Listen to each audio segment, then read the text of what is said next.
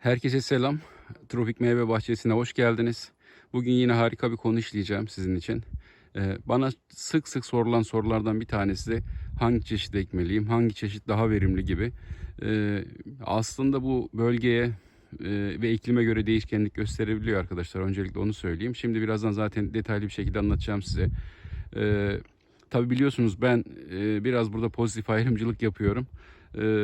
Has çeşidi benim biraz tabii ön planda. Neden has olduğunu birazdan şimdi size göstereceğim.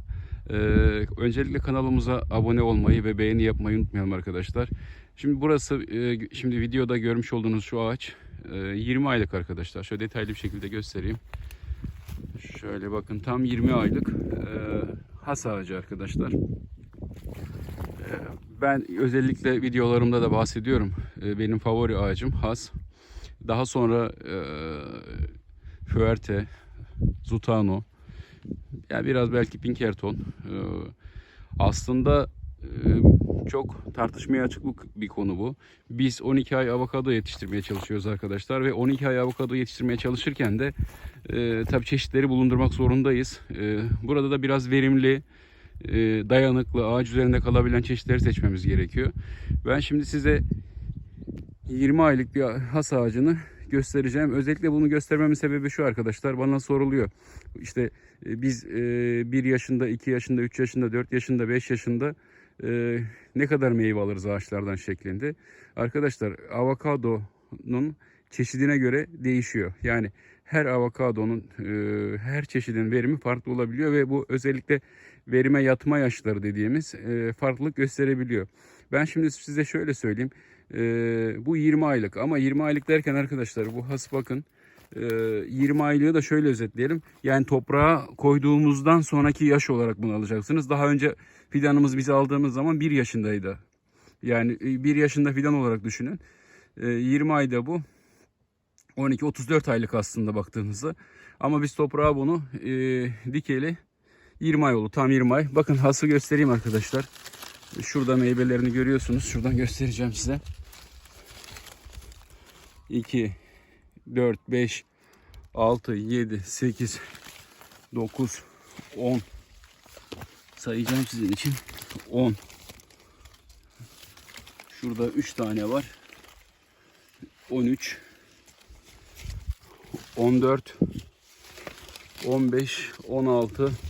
Yukarılarda var mı? Yok. Bunlar arkadaşlar saydık. Beraber saydık.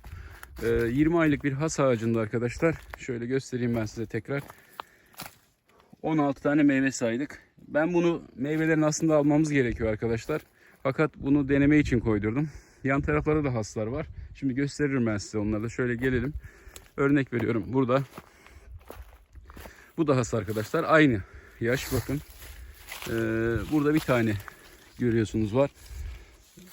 Burada arkadaşlar şunu da göstereyim. Bakın burada şu görmüş olduğunuz dolu yanı. Bakın ağaçlarımızı mahvetti. Hocam Süleyman Bayram hocam sıkça bize bahsediyor. Bunun bir tane örneğini ben göstereyim arkadaşlar. Dolu zararı. Geçen yıl dolu yağışı oldu. Bakın burada dolu zararını göstereyim ben size. Bakın dallar nasıl oldu. Şurası arkadaşlar. Bu dolu zararı. Bakın. Sürgünlerimiz o zaman yeni sürgündü. Yeni sürgünlerde. Bakın sonra gelen sürgünlerde yok arkadaşlar. Has çeşidi iyi bir bakımla arkadaşlar. Şöyle söyleyeyim, yani ben mesela 3 yaşında bir hastan 200 meyveyi alacağınızı aşağı yukarı söyleyebilirim. Bunu ben gezdiğim bahçelerde de gördüm. Şöyle gelelim mesela, yine burada da bir has ağacımız var. Aralara biz Zutano da koyduk. Dölleyici olarak. Bakın yine burada bir has ağacımız var. Bakın 2, 4 tane meyve bunda var. Bunlar alınacak arkadaşlar. Çoğunu aldırttım ben. Deneme olarak verdim. Bir tane burada Zutano ağacımız var arkadaşlar. Bu biz tabi araya dölleyici olarak, bakın meyvesi bu. Zutano. Var mı başka, bir bakalım. Aynı bu da 20 aylık arkadaşlar.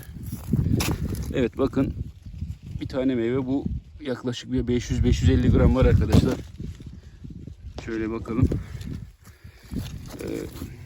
Şöyle biraz da dolaştırayım ben size. Arkadaşlar bu bahçeye biz neler verdiğimizi de söyleyeyim. Belki merak eden arkadaşlarımız olabilir. Yine burada bir ağacımız var. Bunda meyve yok arkadaşlar. Biz bu ağaçlara ilk dikiminden bahsedeyim arkadaşlar. İlk dikim sırasında yani dikim çukuruna Leonardit bıraktık. Leonardit, özellikle Toros'un Leonardit'ini aldık. Ve dikim çukuruna Leonardit attıktan sonra karıştırdık güzelce. Biraz hayvan gübresi, yanlış hayvan gübresi koyduk arkadaşlar.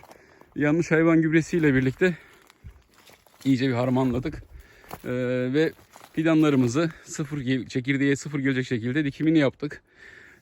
Ve bundan sonra da periyodik olarak bakımlarını, sulamasını yaptık.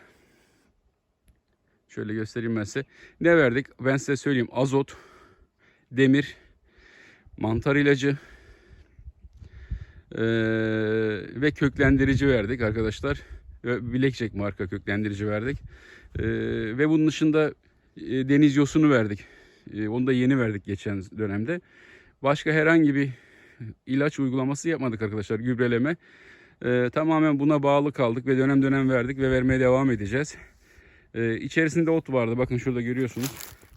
Otlarını aldırdık yeni. Ağaçların dibinde görüyorsunuz, temiz. Bu otları bırakmamızın sebebi de nemli kalması içindi. Has çeşidinden, yani özetle söyleyecek olursak arkadaşlar, bir dönümde sık dikimle 100 civarında dikebilirsiniz arkadaşlar.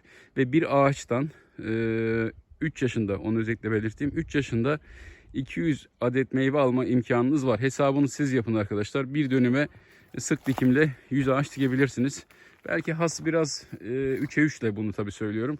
Bazen hocalarımız da söylüyor hası sık dikim yapmayın diye, ama ben iyi bir budamayla, iyi bir kontrolle 3'e 3 yapabiliriz diye düşünüyorum. Bakın mesela şurası 3'e 3 arkadaşlar, göstereyim.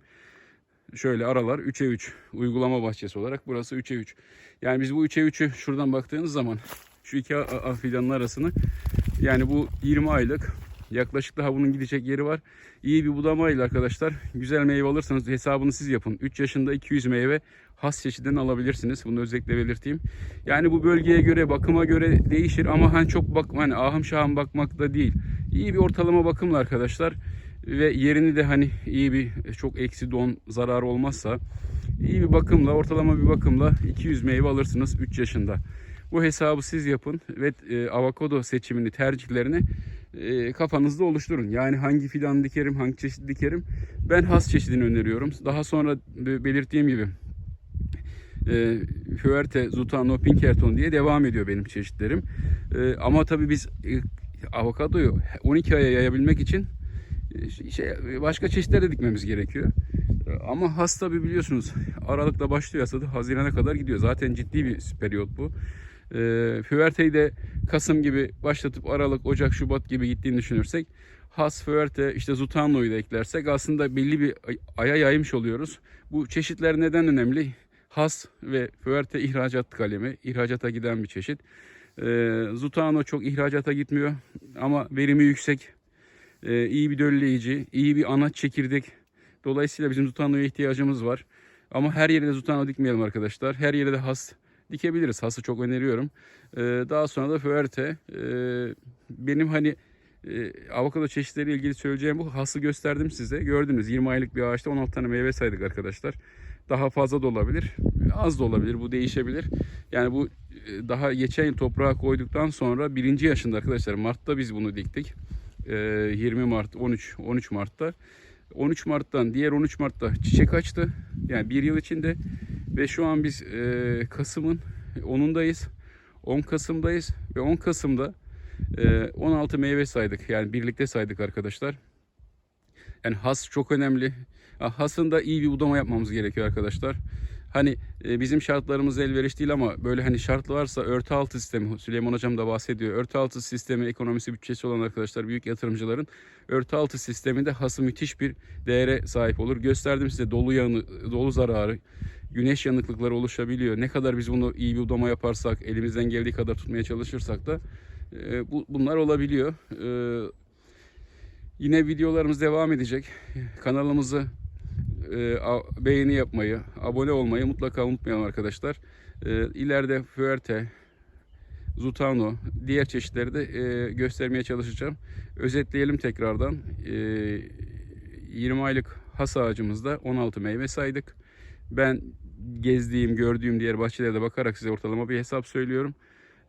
3 yaşında bir has ağacından toprağa koyduktan sonra geçen 3. yılında 200 meyve alabilirsiniz. Zaten daha sonra bu periyot 500, 600, 1000, 1500, 2000 tane hastan meyve alımını kendi gözlerimle gördüm arkadaşlar. Bundan daha önce bir videom var, zaten görmüşsünüzdür. Tekrar oralara bakarsanız. İzlediğiniz için çok teşekkür ederiz arkadaşlar. Görüşmek üzere başka videolarda. Hoşça kalın.